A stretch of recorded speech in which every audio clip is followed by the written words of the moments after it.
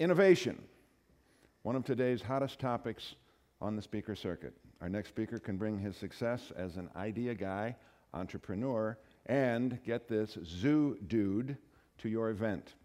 It's time to find the next $1 million idea as we welcome Terry Rich. Thank you very much, Rex. Good morning. The American dream. I've gotten to live it. I'm a small-town farm boy from Iowa. Had the opportunity to be a CEO for the last 20 years, brand new businesses, current businesses, turnaround businesses, and now a state government official. So people who cuss CEOs and people who cuss government officials, it's kind of scary because I am now they.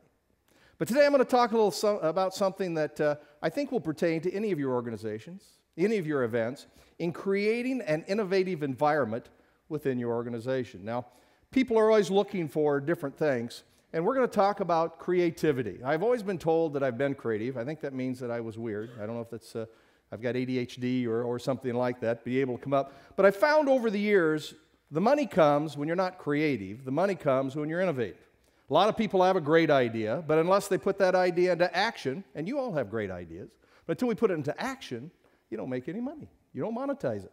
A lot of people dream. I do a lot of dreaming every day about new ideas when things are going on, but until you do it, you can't monetize it. We all are taught to think outside the box. The people that are really good, the people that are really successful, you hear about them talking about, man, they were thinking outside the box, right? Because why do we want to think outside the box?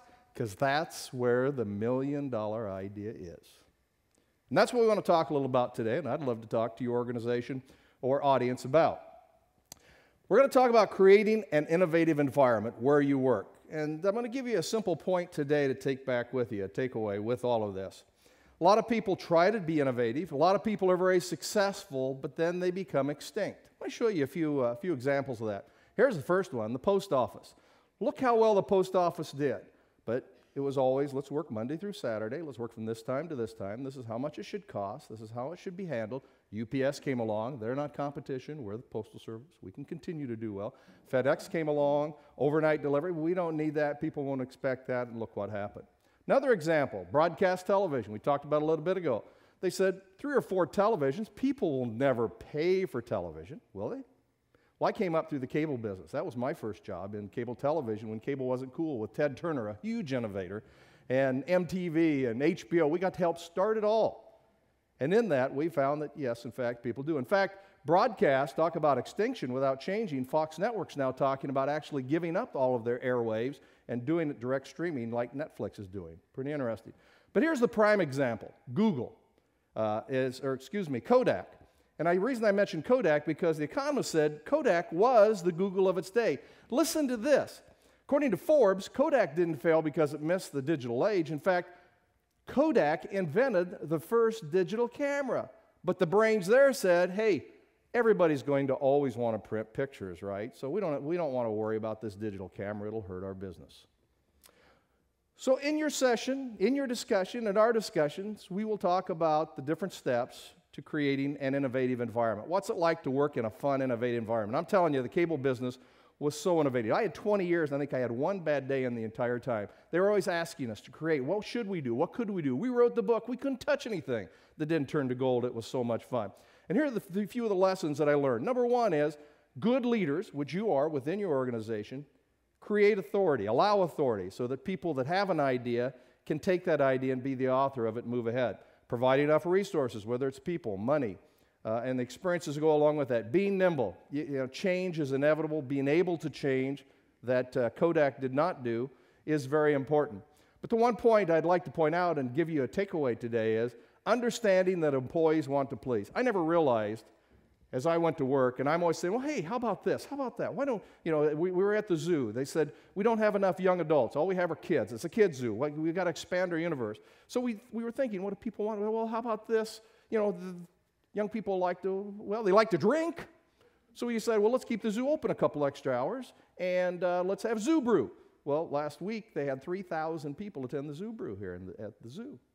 Been a huge success. But as I gave those ideas, I started seeing stress, especially in the current situation. I came into a government job, and I thought, well, as the lottery CEO, what about this kind of game, or how about this, or how about that? And the stress level over time grew and grew. And so we got everybody together to find out, why is everybody so stressed out? And they said, well, we can't do everything. I didn't realize when I walked out the door and I said, let's create a new game, the 2 or 3 people went out and they started creating the game, calling people in, starting the market research, doing all this, and oh my gosh, but we've got to do our other business and all of our other job. And they became stressed. So we came up with a little technique that I'm going to give you right now. This is one to try when you get home. It's really pretty cool. Whenever you send a memo out and you want to give somebody an idea, and all of you have really good ideas, you probably sent it out and said, have you thought about? Here's an idea. Have you thought about? Well, at the top, we now put one of 3 little words, or 3 little acronyms. First is action required. That means if I'm the boss and I'm saying, have you thought about, and it says action required, you better do something about it. The second one is the one we all use. Everybody uses FYI, for your information, right? FYI, you should know about this. Maybe you should read this. That means read it when you can. You probably should know about it, but you really no action really required. But the one that really came together that reduced the stress and is a really cool way to create the innovative idea, probably the takeaway biggest one when I come out and speak to groups, is a simple one called COT. Yeah, go take a nap. No, that's not take a nap, I'm sorry. The idea of COT is consider or toss. Whenever I come up with an idea today that I really care, I just want to make sure I get it off my chest. I don't want to write it down or give it some. I just send a memo at the top. I put COT. That means if you receive this and you're busy, just hit delete. You don't even have to read it. I just want to get it off my chest. And what we found is the stress level came down, the ideas generated came up. As I gave an idea, someone said, well, yeah, I was thinking about that the other day. This might be a good one. And then people started enacting and innovating as we went ahead. So that was one of the biggest, very simple thing that you can do to, I think, continue to create great innovation within your organization. We'll also talk about making a decision. Nothing worse. When I come to work every day, and I'll guarantee every CEO that you've ever known, and you as a leader, any leader you've ever known, every time I drive in the parking lot, I'm thinking, oh my gosh, I'm in charge of this joint. But when you walk in the door, what do employees want? They want decisiveness, and they want a decision. We'll talk about making a decision, why it's so important. And finally, I've done a lot of speeches, and everybody says, gosh, you got like a fairy tale life. You've had a great success. You've got 3 kids. They're all still there. You can do barbecues on Sunday nights. Haven't you ever failed? The number one thing I learned early on in creativity and innovation, it's better to have tried and failed than done nothing at all and succeeded. And I'm going to talk a lot about failure in mine. It's important because most of you have had an idea and you tried it and it didn't work. You gave up. You didn't try again. I learned early on that failure is the first step to success. This is a very famous philosopher, my very, very favorite philosopher. Her name's Brynley Dagstead. Anybody ever heard of her before? She's my granddaughter. One day I was home, she was crawling, she pulled herself up on the couch and she took her first step. And guess what happened? She failed. She fell over. 2 days later, she took 2 steps. Failed again. 3 steps, 4 steps. Failure is the first step to success. Now, I've had failure in my life. I started right out of college with failure. I decided, hey, I'm in cable television. I was doing some on camera with a gentleman named Bill Riley, who was well known in the area.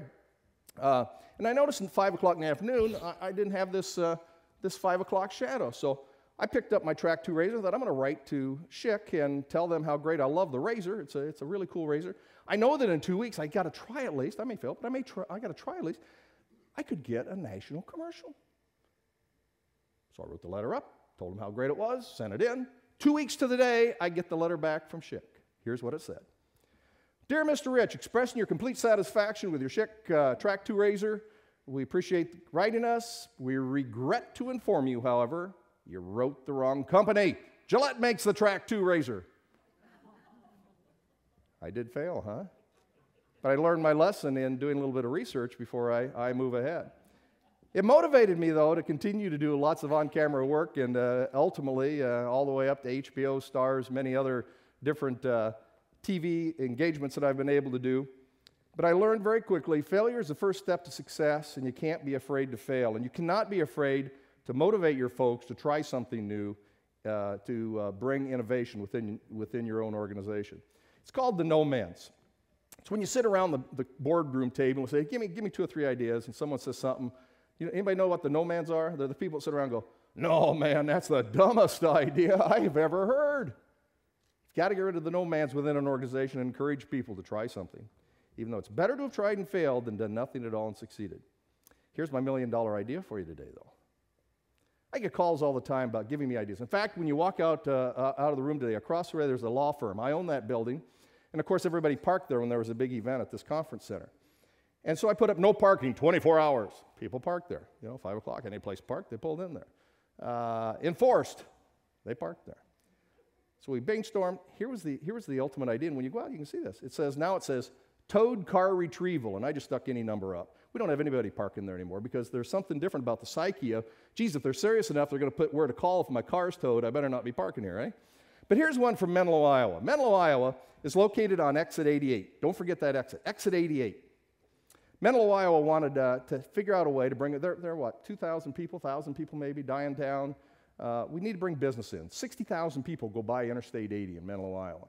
So they called us in and said, we need something crazy, we need something fun. So here was the idea. We said, well, people go by, you need something to eat, but there's restaurants almost every rest area you stop, right? Second thing, you need what? Gas, but there's gas stations, and I really don't care which gas station I stop, gas is gas. What's the third thing you need? Bathrooms, that's right. And not just any kind of bathroom, clean bathrooms. So we said, let's build a great big Morton building. Let's put 60 different stalls in there, make each of them different. In fact, let's call Gerber or Kohler, and we'll research what people like. So we'll have, after you come out, hey, which stall, what do you like? Let's have Charmin can provide the toilet paper. Heck, we can market T-shirts. You got to sell the side stuff, right? Like I got pooped out in Menlo. I got PO'd in Menlo. We'll sell Tootsie Rolls, Baby Ruths. We'll have relaxing chairs. We'll put a dog restroom outside, an outhouse so you can take pictures. But to kick it off, we'll bring in a king and we'll let the king sit on the throne for the kickoff. We'll have all the free publicity ever. But then it hit us. Exit 88. Every 3 miles, we were going to put a sign. And guess what the sign would say? Urinate at exit 88. So when you're driving home today, if you go by 88, you'll always remember Menlo, Iowa. Now, there's an idea that failed, but I guarantee you it's a great idea. You want clean restrooms when you stop by and you go out. Innovation for me really hit the big time when we came up with an idea for little Cooper, Iowa, to adopt a 51st citizen. 51st citizen, it got big enough national press. We got to be on Johnny Carson. Johnny Carson suggested they might uplink the entire show from Cooper, Iowa.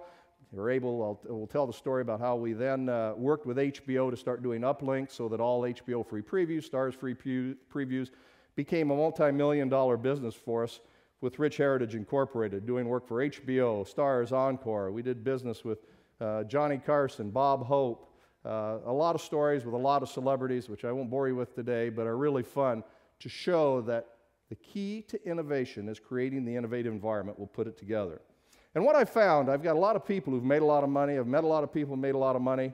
They all have failed sometime in their life. There is absolutely no doubt. You hear about the successes. But to the person, even though they've made the money, and you've heard a lot of our speakers talk today, the other discussion we'll have as part of the speech and presentation that I do is talking about the chase being more fun than the catch. Once they get to that point, it's doing the deal. It's having the fun and being able to create that next new thing that a lot of people have that make it fun. I'm going to show you a simple example as I wrap up here. I went to Coeur d'Alene in Idaho, Coeur d'Alene, Idaho. The hotel there on the back of the toilet had this, and it says, waste reducing exfoliating body cleanser. What the heck is this? Looked at it a little closer, there's a hole in the middle. So I opened it up and pulled it out, not quite knowing whether it was a male or a female deal I was looking at, and I looked at it a little closer, and it's a bar of soap, but it had a hole in it.